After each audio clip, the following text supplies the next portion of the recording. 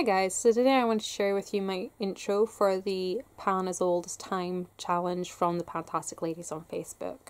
And this is the sort of Panlet palette of sorts. The only requirement was that the palette should be one of your oldest, if not the oldest in your collection, and I did sort of play about with this idea a little bit. I instantly gravitated towards either using my Inglot eyeshadows or my MAC shadows.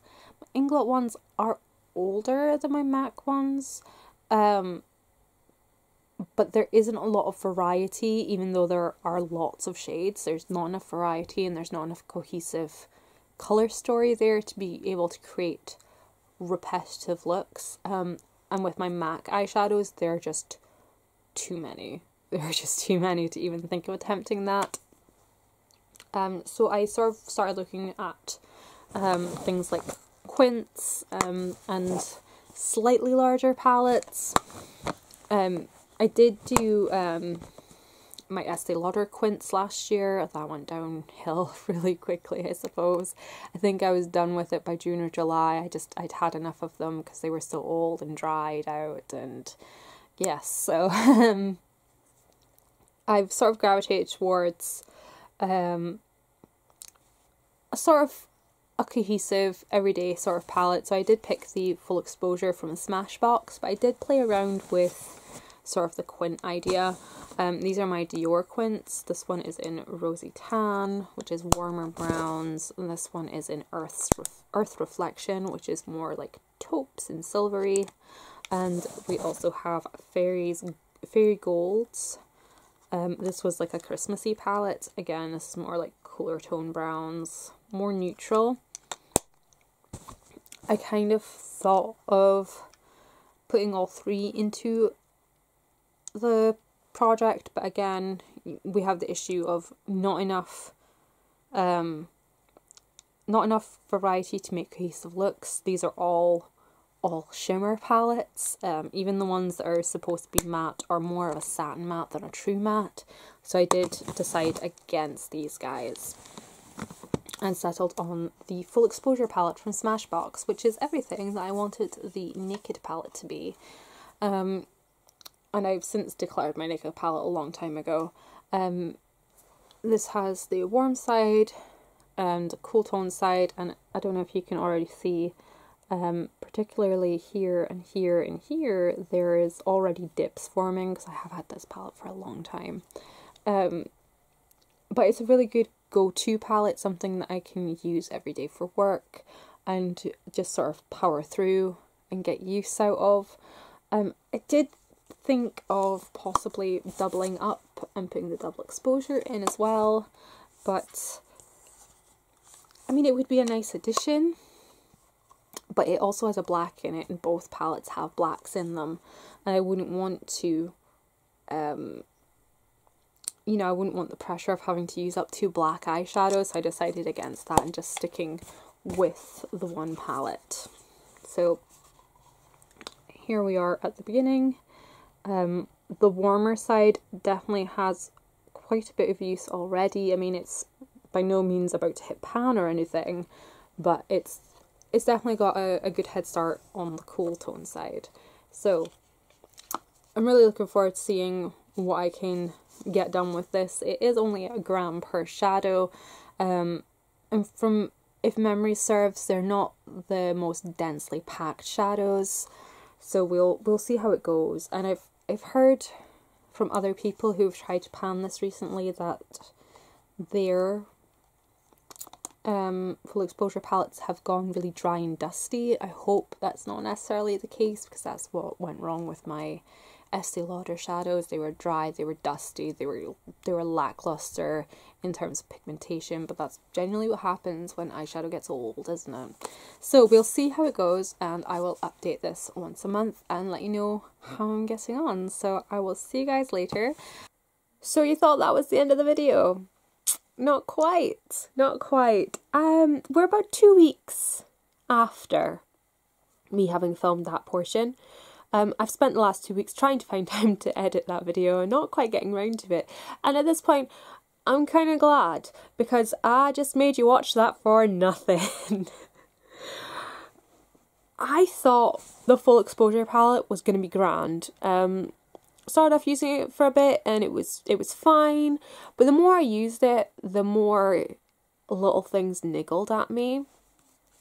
For example, the glittery shades, they're fine, but they really only properly work with like a base under them, otherwise they don't really stick to the eyelid and they don't hang around very often. And I kind of experienced the same sort of thing with them like I did with the Naked palette towards the end. The glitter particles would get into my eye and really irritate my eye. With the matte shades, I kind of found these cooler toned ones really muddy, and the black, it didn't really stick to my eye very well. And this brown here, it would go on and it would blend, but just as soon as you're getting it to blend, it would blend away. And it would just leave these marks from where you place the shadow on your eye. And it's just, I can make it work. I can make it work. It just takes longer than I have time for. But even then, it doesn't last all day. I put this on, the final bucket, the final bullet was 2 days ago, in fact.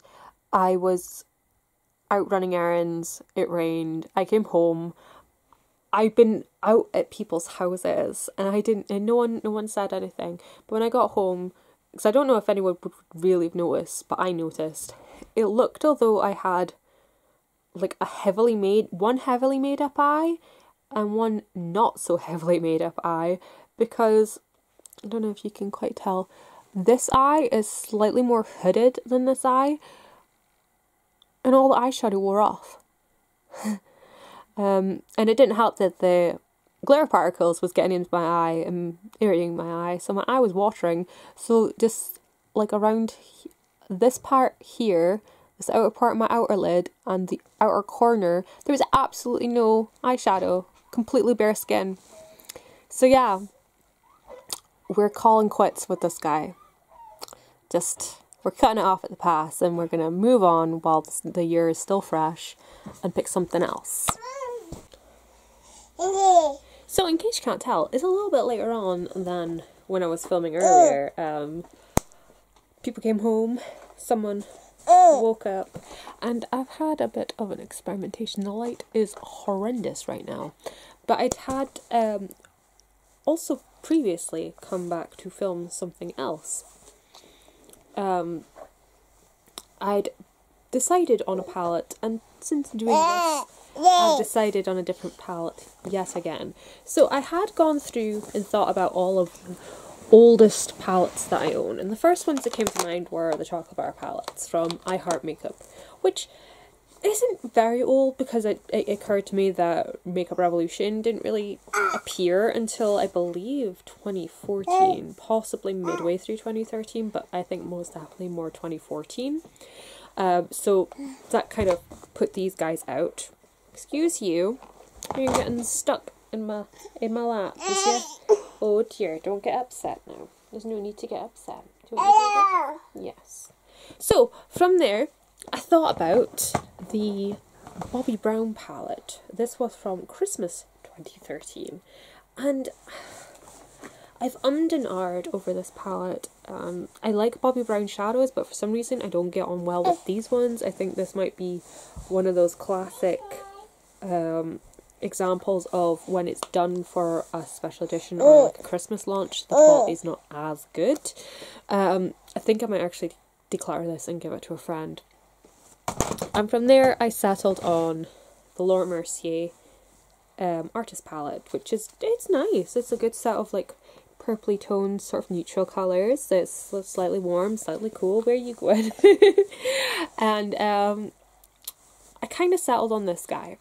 And then I was moving my MAC shadows around because I've purchased 2 new double-sided MAC palettes because I wanted to organise things better and finally get rid of my old style MAC palettes that are really broken. And in the process of doing so, these are all of my MAC shadows that are aged from 2015 or older. I think there's one 2015 shadow that isn't in here, and that is Wedge. And the only reason it's not in here is because I've also already got Cork and Quarry Kid and Quarry in here. I do also have Cork in here, but I figured that was enough transition colours that I could leave out that last one. And then I started playing with them, and I came up with this look that you can't really see very much. It's sort of like a mixture of like warm coppery tones, purples, and some green. Oh, can't even make funny faces in your face. It's like a mixture between warm coppery tones, dark brown shadow liner, purple on the outer corners, there's green underneath, and I actually used some of the Zodiac shade from Urban Decay on the lower lash line, and it worked perfectly. And it was like, I could use this guy, but technically these guys are kind of older. The way it works, I actually have them kind of geared row by row. Get away. Up here we have the 2009s, and then we go into the 2010s, and 2011s. This row here is your 2011s, then you get in your 2012s, and then down here we swiftly go through 2013 to 2014, and then the bottom couple of rows are 2014, 2015. And, oh, that was sore. Dowie, are you okay? Was that a shock? Did you go bump on your bum? So I figured this is nice and everything. It's a nice colour story, nice neutrals, and I kind of have the potential to finish up all 12 throughout the year. Those two on the end may be difficult. Or I could try and hit pan on as many shades in here as possible. I know I have absolutely no chance of finishing up every shade in here, but if I can hit pan on every shade in here, I would be super, super happy. Because some of these shades, here's a good example. This is Mulch. That dent is probably the only usage mark you can see on it. It's pretty much, its pressing marks are intact. Same with quite a few of the shadows in here. Pressing marks are pretty much still intact. So I want to try and hit pan on as many of these shades as possible. We are currently, I'm filming this on the 29th of January. So this is where we are at present. As you can see, the colours are all over the place, I know. That's because as I said, I've arranged them according to age. Some of them have been chipped and dented along the way. But I didn't realise how many 2009 shadows I had. Like pretty much this entire top row are from 2009.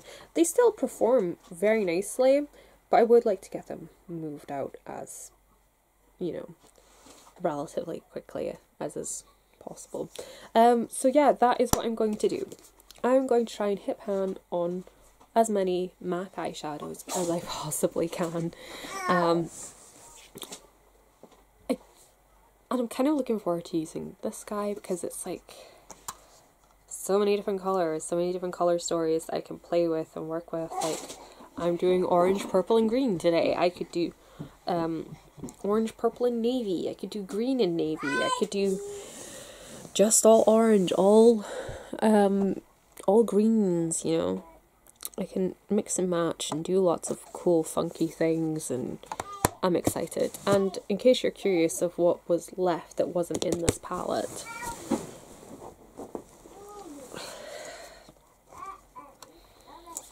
these are the 13 shadows that I have left that are from either 2016 or 2017.